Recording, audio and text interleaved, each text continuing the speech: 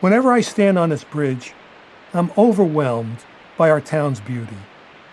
As a scientist studying the world's problems and solutions, this view makes me appreciate how all things are unique in their own way, but also how deeply connected everything is to each other. What affects one will affect all the others. As a concerned citizen, I also worry that rising temperatures will harm all of it. We live in dangerous times because of global warming. Just listen to the news. We are now in the midst of a mass extinction only seen 5 times before in our planet's history. Remember the one that wiped out the dinosaurs? Our current one may be much worse. New diseases are dropping us, and unfortunately, more new diseases are heading our way. Our oceans and rivers are rising, and monster storms with unparalleled ferocity are driving those rising levels inland than ever before. Our town will suffer the same fate.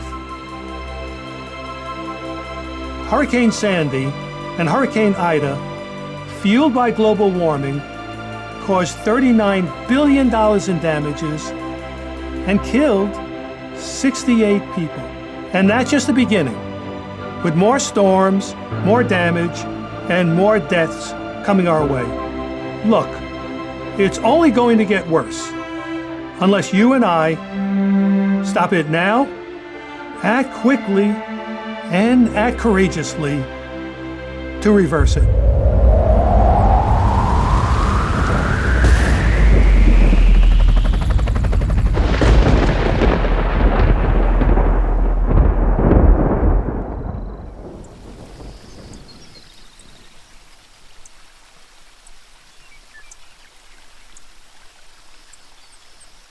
This is a picture of the Colorado River, an important water supply for 40 million people, but it's drying up.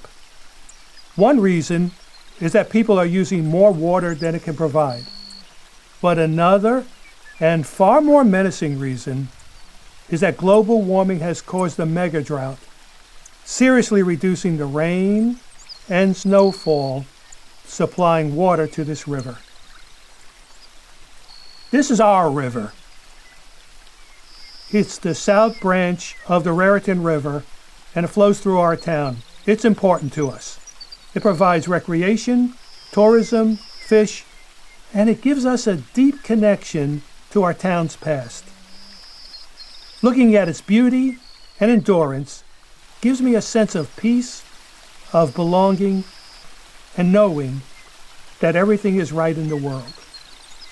Fortunately, no one draws water from our river the way the western states do from the Colorado River. But our river may dry up, just like the Colorado River is, due to global warming.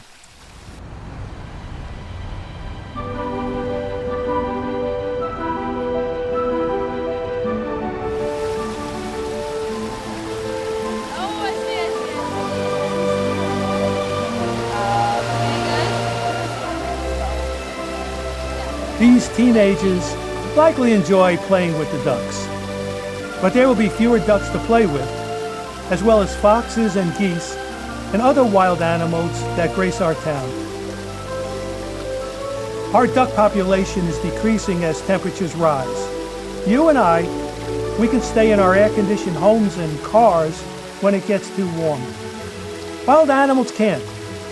Of course they can evolve, as they have in the past, but it'll take thousands of years for them to adapt to rising temperatures. I'm sorry to say, global warming is happening much too rapidly for that to occur. The result? Fewer ducklings waddling down Main Street. And heaven help God's other creatures as well.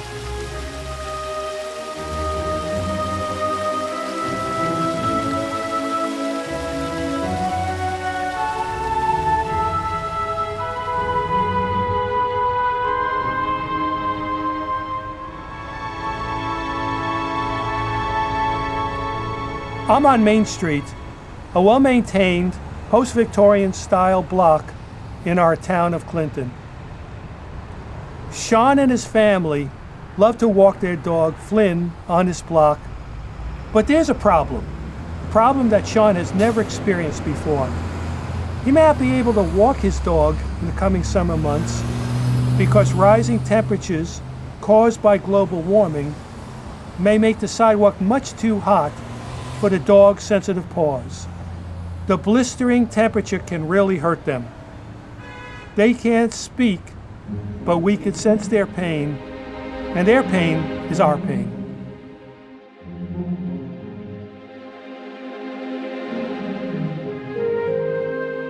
I'm standing over our river that flows behind Center Street. It would also freeze nearly every winter, and our town folks would skate on it. It's an annual gift to our town to go along with the joys of a white Christmas. It's always been part of our town's culture and history, a simple and beautiful piece of our lives. But that's in the past. It may not freeze as often or at all because of rising temperatures.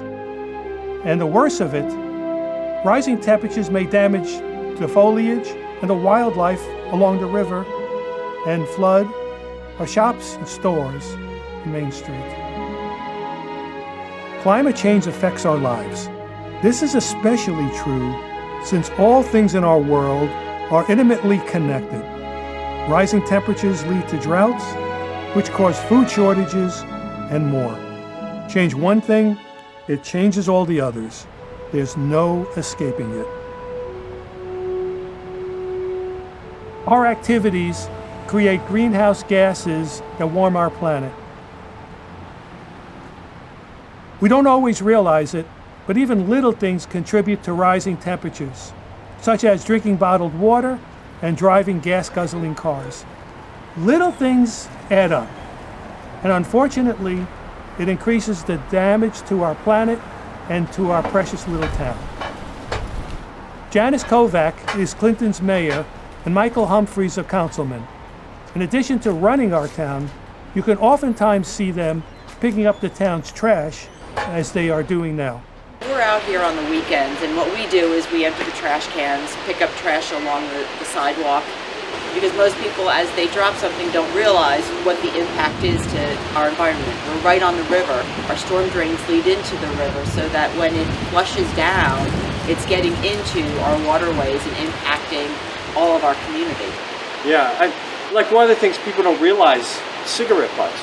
They smoke, they stamp it out. These things are made in 90% plastic, and they fray really easily. They wash off into our streams. The fish eat it, the birds eat it, they get into our ecosystem, and eventually they get into our food chain. So we come along, we try to pick up cigarette butts when we see them, and the trash as we see it.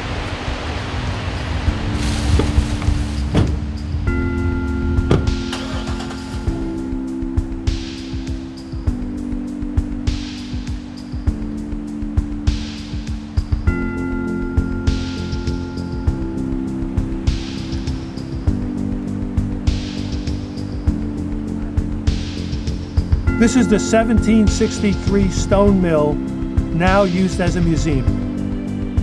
It's the oldest structure in our town, Clinton.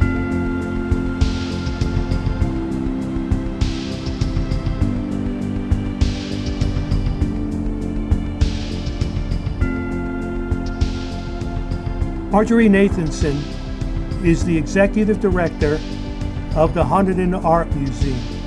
Through her leadership, the museum uses its exhibitions to raise social awareness whenever possible.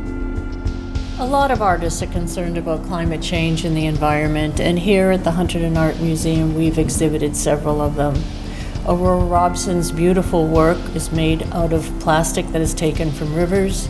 Sherry Mendelssohn's urns, which resemble Greek and Roman classical objects, are made out of plastic bottles. Today we're exhibiting the work of Holly Miller, who uses plastic bags that she finds on the New York streets. It's a very important topic, and we hope to be exhibiting more work that sheds some light on climate change in the future.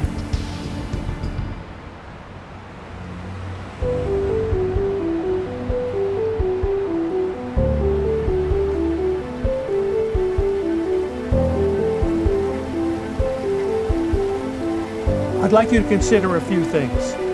Did you know that plastics, such as straws and water bottles, contribute to our global warming problems? Plastics don't decompose. In fact, they last for centuries, and they get into our waste stream, and we incinerate them, releasing gases. If you add into that the greenhouse gases released by forming them in the first place, results in 2 billion tons of CO2 choking our air annually. By 2050, it will be equivalent to the emissions of 615 coal-fired power plants. Unless you and I stop it, which we can and should. Along those lines, we should stop using energy-hogging devices. We should drive fuel-efficient cars, better still electric vehicles, and we should push for more renewable energy. Interestingly, in New Jersey, we're leading the country with more than half of our electric generation coming from renewables, nuclear energy, and almost nothing coming from coal-fired power plants. Indeed, look into our past. Clinton's mill used renewable energy long before it was in vogue. Make no mistake about it, we're doing good. We're doing very good. But with the problems coming at us, we need to up our game and do better still.